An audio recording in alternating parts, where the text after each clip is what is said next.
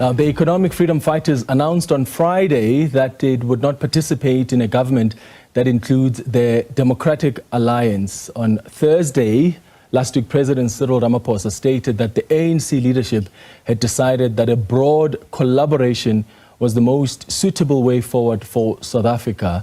During the election campaign, the DA had referred to any potential alliance between the ANC and the EFF or even the MK as a doomsday coalition that would negatively impact the economy. The EFF's Deputy President, Floyd Shivambu, joins us now in studio. Floyd, thank you so much for joining us on Face the Nation. Good evening. Thank you very much for having us. Let's start with just the understanding. The President indicated that the ANC met with a number of parties, including the EFF.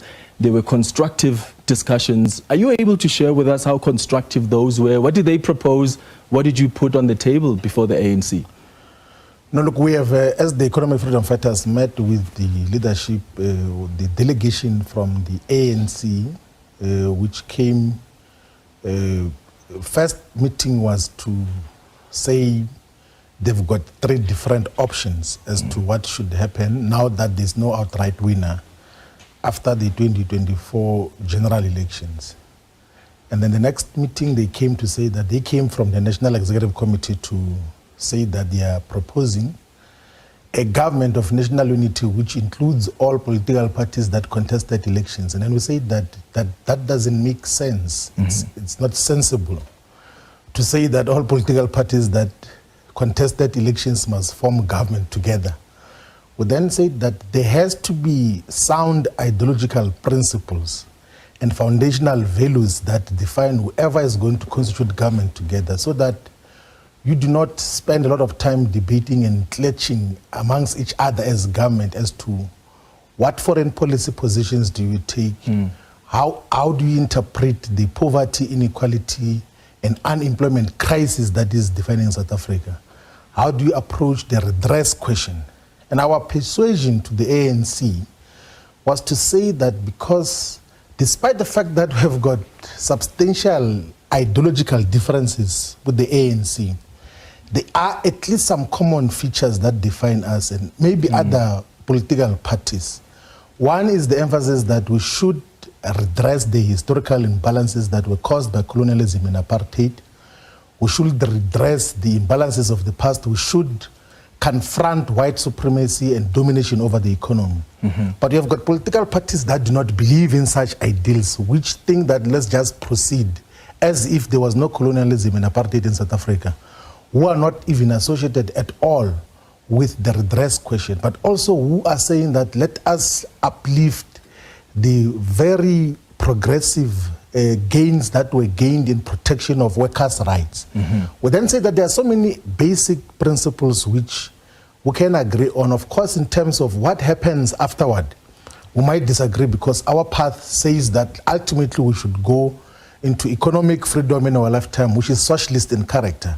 But in the immediate, there are issues which we can agree upon with the African National Congress as to what do we confront as government. We can have common foreign policy because more or less we agree as to association with the global south and progressive forces all over the world. But the ANC then took an approach that they want to constitute a government of everyone else who has contested election, and we thought that is not a wise decision because we should have a clear agenda of what we seek to achieve. Who else did you have reservations about? Was it only the Democratic Alliance that you felt you are too ideologically opposed to, or would you be okay if the ANC said, let's involve any other party but the Democratic Alliance? Look, the reality of the matter in South Africa is that the Democratic Alliance and even the South African electorate have been utilizing the Democratic Alliance as an instrument to protect white interests, like those that were gained in white privilege that was gained because of colonialism and apartheid in South Africa. That is why you have got a situation that almost 100% of white electorate in South Africa vote for white political parties. If they don't vote for the DA, they vote for the Freedom Front Plus. So you would see that in these 2024 elections, the DA did not necessarily grow. They never actually gained additional votes from the black majority and African electorate. They gained the votes which they had lost between 2014 and 2019, which they had lost to the Freedom Front Plus, even the number of seats. So Freedom Front Plus loses 4 seats, the DA gains 4 seats in that intervening period, to show that the white minority have taken a decision that they are going to vote all of them for just 2 white political parties. Maybe some minor components vote for the ACDP, but they just vote that because they want to protect the privilege that they had gained, the advantage that they had gained because of colonialism and apartheid in South Africa. Because if we were to gauge South Africa's socio-economic indications, the unemployment levels amongst white people in South Africa, it's far lesser than the black majority and Africans in particular. Like actually, if we were to gauge the developmental indicators of white people in South Africa, they would be possibly in the top 10 most developed nations in the world in terms of literacy rates, access to education, life expectancy, in terms of the employment levels, in terms of basic, all the indications that show that people are living in a better environment. And that is what they want to protect to the exclusion of everyone else. And that is what they want to protect for the exploitation of everyone else. That is why, if you check the patterns of political party funding and support in South Africa, the white capitalist establishment, they pumped hundreds of millions to parties which must maintain the status quo. And it looks like the African National Congress is joining that band as well, of those that want to maintain the status quo where black people and Africans are just suppliers of cheap and easily disposable labor, whilst the white capitalists continue to exploit and oppress majority of our people and keep them in the spaces that they were segregated upon under apartheid. So if you have more commonalities with the African National Congress, why did you then support the DA in Ekurhuleni, in Johannesburg, in the metros? Because if you are not too ideologically distant from the African National Congress, why did you offer your support in votes to have mayors in Johannesburg and Ekurhuleni? Let me give you the latest information now, and then I will come back to that question. We are currently in the same government with the African National Congress in Nelson Mandela Bay, where we are responsible for infrastructure and electricity and water and sanitation. We are currently in government with the African National Congress, where there's an ANC mayor in Ekurhuleni. We are responsible for finance, for healthcare, for waste, for a variety of other responsibilities. Here in the city of Johannesburg, the ANC is in government together with the EFF. The EFF is responsible for public safety and healthcare. We took a correct decision after we had said to the ANC, after the 2016 local government elections and after the 2021 local government elections, that before we vote for ANC mayors, there are foundational principles that you must agree to in terms of the redress agenda, in terms of prioritizing our people, in terms of the transformative agenda, but also it even elevated some of the national issues.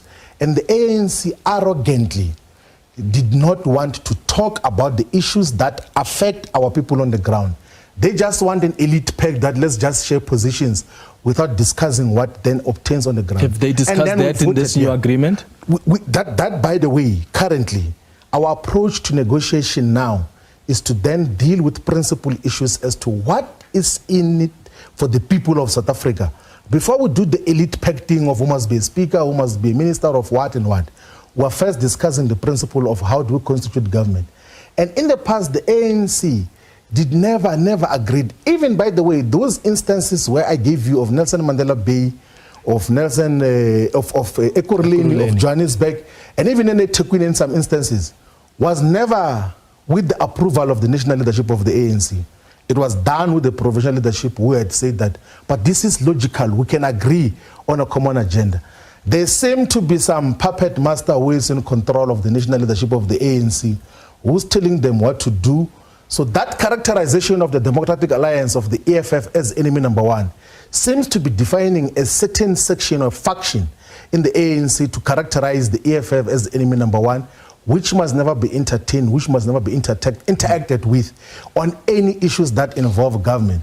And it seems to be obtaining now because clearly the ANC is going to work with the Democratic Alliance moving forward. I mean, we're hearing of a possible deal that is almost close to be signed between the ANC, the DA, the IFP, and the NFP. I'll be bringing the president of the NFP on the show in a few moments, and we'll talk about KZN shortly. But have you completely closed the door to the ANC now? Is it safe to say there's no opportunity to even speak before Friday? No, look, we haven't. Actually, and as far as we're concerned, the ANC is supposed to come back to us because we have outlined our framework as to what are the terms of engagement. There are principles which we've outlined as to these are the areas which you must appreciate, define the economic freedom fighters. The land question, the matter of nationalization of mines, of banks and other strategic sectors of the economy, massive protected industrialization to create millions of jobs, free education for the poor up until higher education level, insourcing of workers, protection of workers' rights, anti-racism, anti-imperialism. Those are the values that we've given to the ANC, but they don't want to talk about that. They just want to elite pact like they did in 1994. Something that led to the crisis that South Africa has now, where more than 10, if not 11 million people who are unemployed or looking for jobs, where black people are more or less in the same conditions that they were under apartheid because of an elite pact that was reached between the minority white government to say that take political power, we're going to contain and retain economic power. It looks like this 2024, from a concession point of view, from a puppet mastering point of view, is going to be the 1994 because more or less the same things are going to happen where the white capitalist establishment is controlling the ANC to tell them what to do. They become naturally dismissive because their handlers are saying, work with the DA or something else is going to happen. I don't know what that something else is, but they are much more having affinity with the Democratic Alliance and the right-wing forces than the progressive forces. But who in any way, we're going to define a common foreign policy agenda, we're going to define a common domestic policy agenda, a common continental agenda as to how to collectively develop. But to be clear, for as long as the ANC says, even if they come and say, we are committed to the principles you mentioned, but we want to bring in other parties like the DA, that is a non-negotiable for you. You're not willing to, even if they appreciate what you want to cover in your principles and interests, you're not willing to entertain any chat that involves you being with the DA. As far as we're concerned, thus far, the ANC has never got to discuss any detail of the composition of government and all of those. They speak first on elite pacting, that they want all political parties that must come, but they are avoiding the question of principles, that upon which principles and upon which ideological foundation are we going to constitute this government. Okay. And that is problematic because you can't just elite pact. You can't just say, take this position, take that position, and you don't want to talk about what defines that particular government. And that is where the difference between the EFF and the ANC is on about now. Our view is that the Democratic Alliance, the Freedom Front Plus, diametrically represent different interests to the interest of majority of South Africa, which is about redress of the imbalances of the past, and we have to then deal with that much more differently. Where does this leave you for Friday's first sitting in Parliament? Will you participate in the voting of the new president? Look, we are going to be participating in the Friday processes. We had a meeting today with the Umkhonto is a party to try to persuade MK to form part of that particular process, and we will be engaging tomorrow, even on Thursday, with other political parties that even when the puppets of the establishment try to concoct a neoliberal agenda that seeks to continue with the inequalities and the poverty of black people, we should fight back. We should field candidates for speaker, for deputy speaker, for president.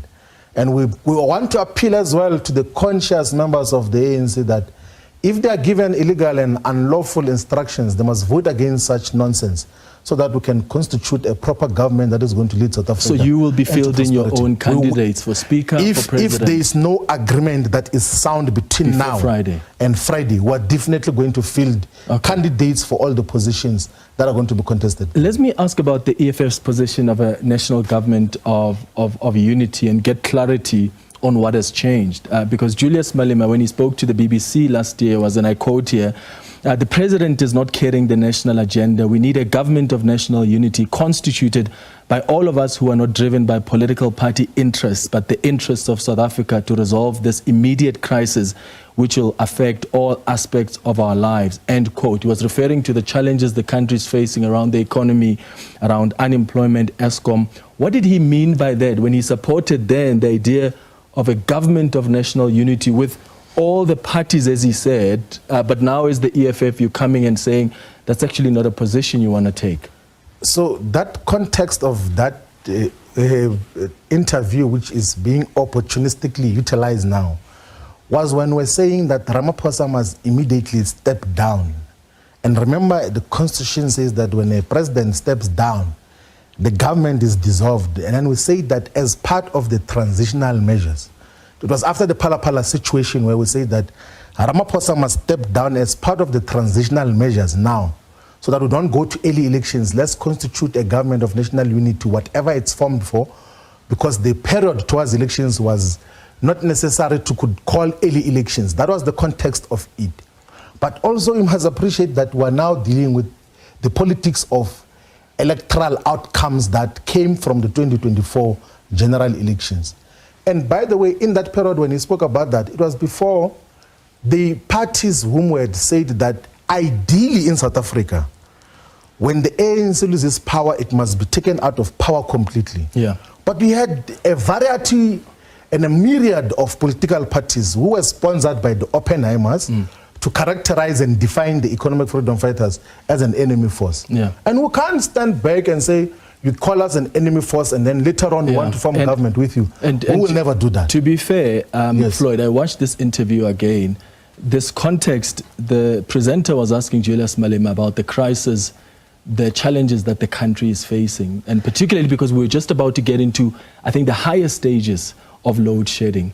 So he was asking it around that and not necessarily around President Cyril Ramaphosa and whether or not he must step down. And the response to the challenges like Eskom, unemployment, the economy, Julius Malema says then we need a government of national unity. I can tell you now emphatically that the context was due to the failure of Ramaphosa, that Ramaphosa must step down, and in the intervening period, there must be a government. There will never be a period where the Commander-in-Chief of the EFF said that we must constitute a government of national unity. Because I remember, our approach to the 2024 general elections was for an outright victory. And there was no way that you could have said that we must constitute a government of national unity post-2024 then.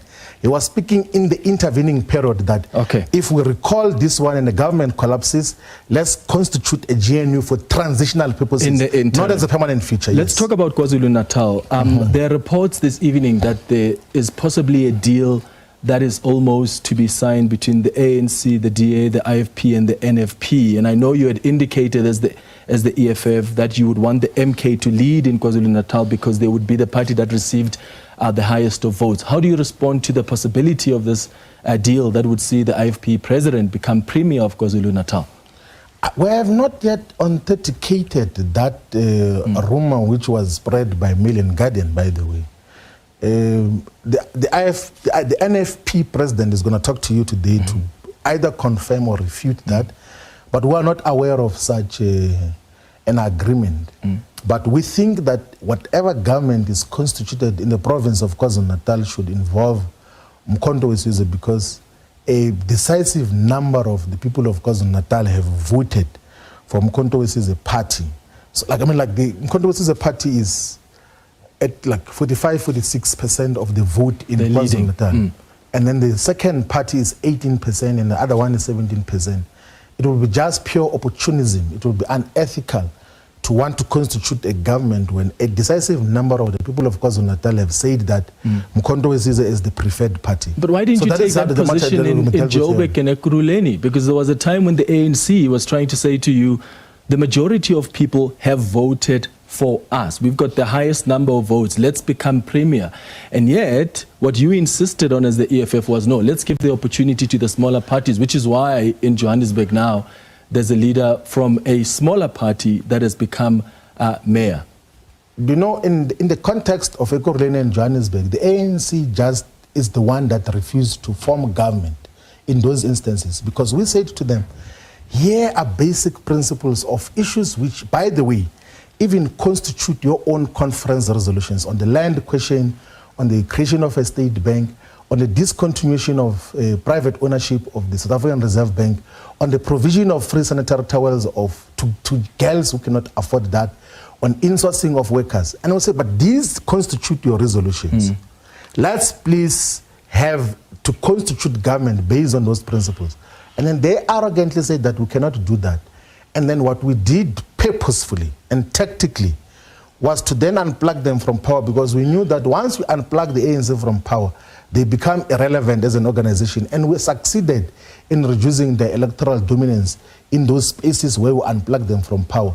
That was a tactical move which was superior and is not applicable to the current conditions, because this is a different sphere of government, and issues that are dealt with are completely different than what we're dealing with in 2016 and 2021. All right, Floyd, I just want to go through some of the tweets that have come through during our conversation before we wrap up. We've got Tolile, who says that cooperation facilitates progress. The leading party must put the interest of the people at the center of any talks. People want delivery, no more talks. That's Tolile in Kukuletu.